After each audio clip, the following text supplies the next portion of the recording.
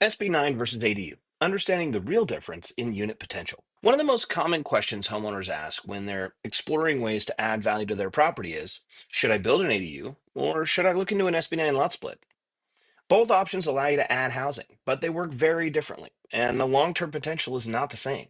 The biggest difference comes down to how many units you can actually create and what kind of real estate you end up with. Let's start with ADUs, or accessory dwelling units. It's built on your existing property, the land remains a single parcel, and everything stays under one legal property.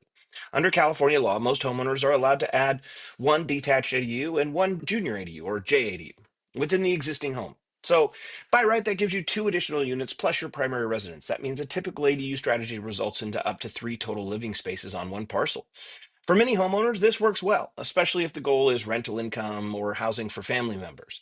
But even with the multiple units, the property is still legally one piece of real estate. You can't sell those units separately. Now let's look at SB9. SB9 allows you to split the property into two separate legal parcels, and here's where the difference becomes significant. Each new parcel is allowed to have its own two primary dwellings. Instead of just one primary home, you now have the ability to create up to four. And in many cases, those primary homes can be designed as a duplex or even double single individual units. That means two parcels, four units, which can result in additional living units as well. And depending on the design approach and local rules, there may even be opportunities to add ADU configurations with the right architectural planning. This is why SB9 is often described as unlocking much higher density potential than a traditional ADU strategy. But the difference isn't just the number of units. With SB9, you're creating two separate properties, each with its own parcel number, each with its own financing potential, and each with the ability to be sold independently. That's a completely different level of flexibility compared to an ADU, where everything remains tied to a single property. Of course, SB9 isn't the right solution for every property. Lot size, layout, access, local zoning all play a role in determining what's feasible, and the design has to be carefully planned to meet both state and city requirements.